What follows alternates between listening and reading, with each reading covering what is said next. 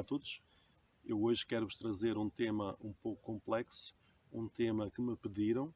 Agradeço a todos que entraram em contato comigo e me pediram para falar sobre este assunto.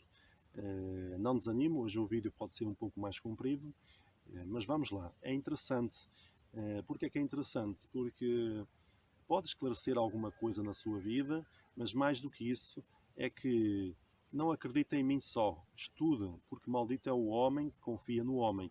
Assim, não façam daquilo que eu digo aquilo da vossa vida, mas estudem por vós mesmos. Procurai na internet, através do Google, e pessoas que realmente tenham mais conhecimento do que eu, e procurem, investiguem. Façam isso, que vão aprender muito. Hoje a palavra que eu vos trago é sobre, em hebraico aliás, a palavra que eu vos trago é Elohim. Esta palavra encontramos logo na palavra do Senhor, logo no livro de Gênesis, no livro de Baroshit, em hebraico. Inicia logo por Baroshit, Bara Elohim. Ou seja, no princípio Deus criou.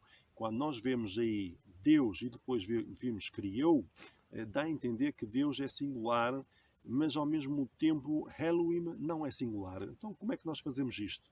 Isto é muito interessante. Porque é que eu estou a falar isto hoje? Porque muitas vezes nós falamos de Deus nas nossas orações, no dia a dia falamos de Deus e não sabemos a quem nós estamos a falar. A quem é realmente? Porque Deus não é um nome. Coloque isso na sua cabeça. Deus quer dizer divindade ou divindades. É um título. E vamos perceber mais um bocadinho aquilo que eu estou a querer dizer. Estas traduções realmente não foram as melhores. Mas para vocês entenderem, normalmente aquilo que foi traduzido por Elohim foi traduzido para Deus nas versões que nós conhecemos em português da Bíblia. Deus. Elohim, Deus. E o tetragrama, que não se deve pronunciar, porque um próximo vídeo eu vou explicar isso, porque é demasiado santo, então é atribuído e é traduzido para as nossas Bíblias por Senhor. Para além disso, na palavra do Senhor, na Bíblia, a palavra Elohim tem cerca de 2642 vezes escritas, e a palavra Hel, que é o Deus singular, Elo, Eloá, tem bem menos, tem cerca de 300 vezes, não chega a 300. Ok? Mas vamos lá só perceber um pouco. A palavra Elohim, que escreve-se assim, não sei se conseguem ver, mas escreve-se assim. Eu não vou explicar agora isto, mas vou-vos passar aqui como está escrito, traduzido, ou seja, na tradução transliterado, que é Elohim. A palavra como nós vemos aqui, El, quer dizer Deus. O Rim aqui, El ou Elo, aqui Deus, Rim, quer dizer, então é o plural, como se fosse um S. É como nós dizermos realmente em hebraico Sus, quer dizer cavalo, Suzim, Suzim, quer dizer cavalos. Então, aqui a palavra Elohim quer dizer deuses. Assim sendo, é Deus traduzido literalmente. Só que os judeus são monoteístas, acreditam num Deus e associam o Elohim, está associado o Elohim a um Deus com várias funções, várias características, um Deus magnífico, um Deus poderoso, um Deus, o Adonai, várias formas de Deus para eles, e o que está neles, nos judeus, é que não se trata mais de uma pessoa, mas sim trata-se da pessoa, daquilo que ela é, as suas características. Não sei se estão a entender. Enquanto nós, cristãos, acreditamos que não era só o Pai que estava na criação, mas havia mais alguém na criação. Para isso, eu trouxe-vos aqui um livro que ajuda imenso. É a História da Redenção, de Ellen White. História da Redenção. É ótimo nós percebermos o que ela diz sobre isto. Esta palavra Elohim. E a palavra Elohim, ela diz o seguinte, na página A Criação, logo na página 20, que é no segundo capítulo, a Criação, diz assim: o Pai e o Filho empenharam-se na grandiosa, poderosa obra que tinham planeado, a criação do mundo. Ou seja, na criação do mundo, quem é que lá estava? O Pai e o Filho. Mais noutra página, nós podemos ver na página 427, a segunda morte, diz o seguinte: aqui no terceiro parágrafo diz: perante o universo foi apresentado claramente o grande sacrifício feito pelo Pai e o Filho em prol do homem. Ou seja, o sacrifício foi feito pelo Pai e pelo Filho. Não só feito pelo Filho, mas pelo Pai também. Ou seja, nós vemos aqui que a palavra Elohim é representada por pelo menos dois seres. Assim sendo, Elohim, como Ellen White diz, na criação estavam dois. E, palavras dela, neste livro, mais uma vez, Elohim refere-se ao Pai e ao Filho. Outra questão é que muitas vezes nós, por nossa cultura, falamos de Deus e não sabemos quem é Deus. Ou seja, falamos de Deus como se fosse um nome, ou esquecemos realmente que Deus é um título, ou uma divindade, ou divindades.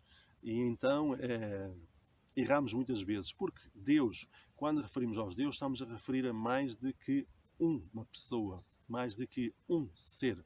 Assim sendo, quando Jesus orava, e um discípulo perguntou a Jesus como devia orar, Jesus disse: Pai nosso que estás no céu. Referiu-se ao Pai.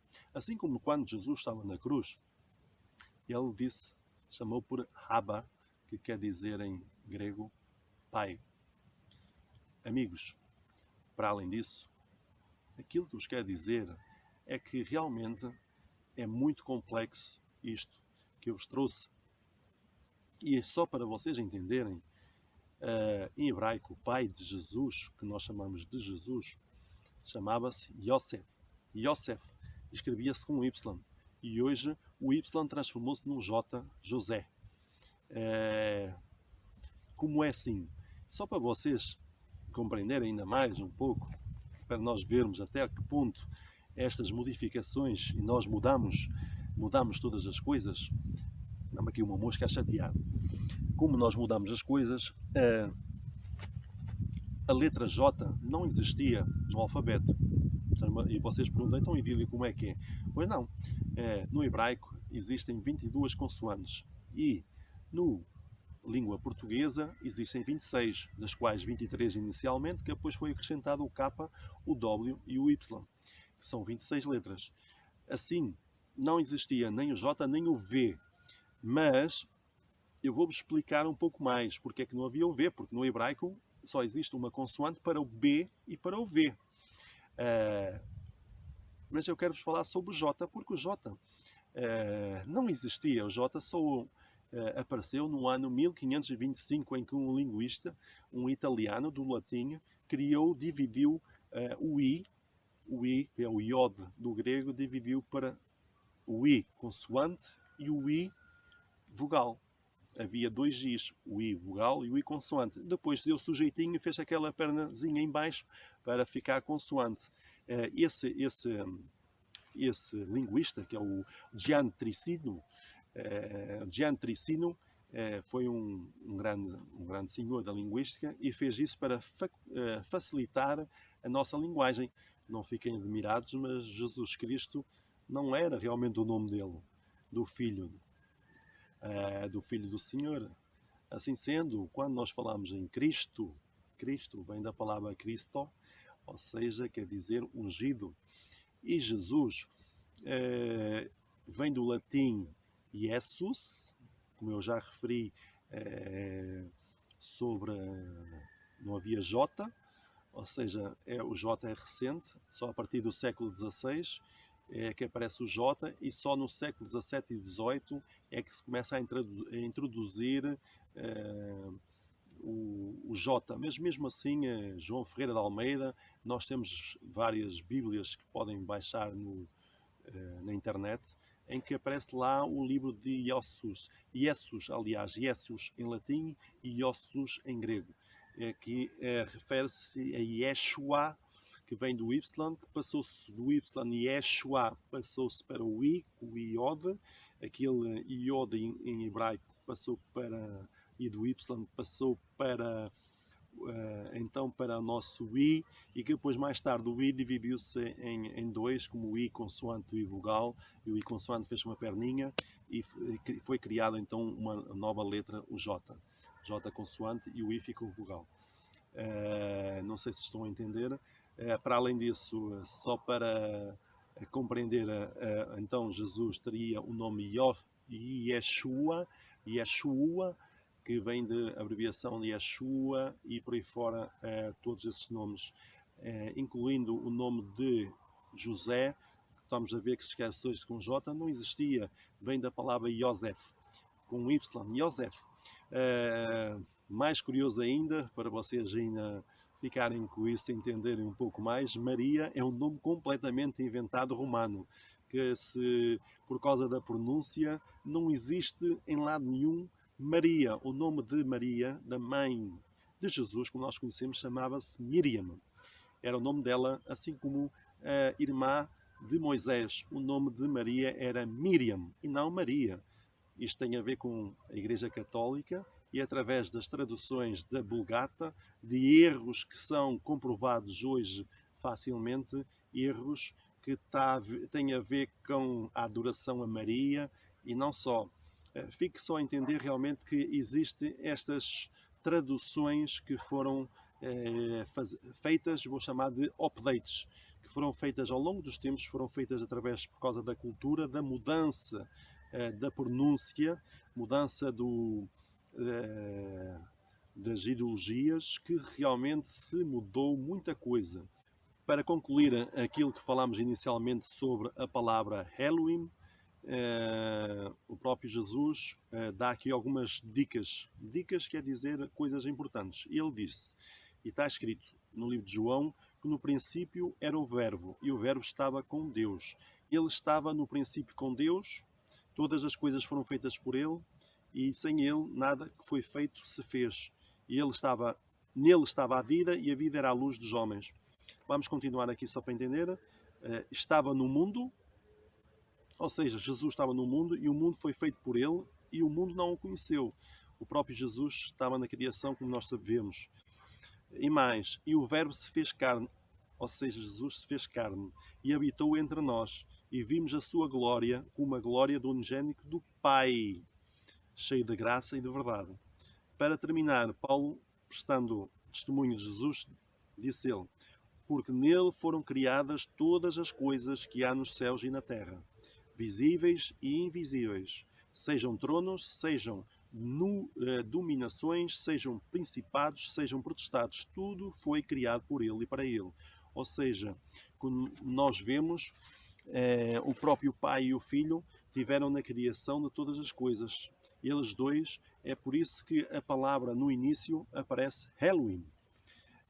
Outra questão que eu quero vos trazer rápido é a seguinte, diz aqui no livro História da Redenção, novamente de Ellen White, diz o seguinte logo na página, logo no início, página 13, no primeiro capítulo, a queda de Lúcifer. Diz o seguinte, Lúcifer no céu, antes da sua rebelião, foi um elevado e exaltado anjo. O primeiro em honra, depois do amado Filho de Deus. Ou seja, a seguir ao Filho. O terceiro era Lúcifer. Posso ler outra vez? Lúcifer no céu, antes da sua rebelião, foi um elevado e exaltado anjo, o primeiro em honra depois do amado Filho de Deus. Nós vemos realmente uma passagem em Daniel em que há uma luta entre Lúcifer e o anjo Gabriel, e o anjo Gabriel não está a dar-lhe conta, e é nesse momento que aparece o anjo Miguel. E o anjo Miguel entra em ação e consegue vencer Lúcifer. Tudo leva a crer realmente que Miguel seja o Filho de Deus, Deus Pai. Assim sendo, para nós entendermos que após o Pai, após o Filho, Lúcifer era realmente o terceiro, como ela diz aqui, Ellen White, o primeiro de honra, depois do amado Filho de Deus, era o terceiro a ser adorado. Muito obrigado, espero realmente que tenham gostado, e tenha-se realmente aprendido alguma coisa. Estejam à vontade para fazer as vossas questões, coloquem um sabá, inscrevam-se no meu canal e um até já. Shalom.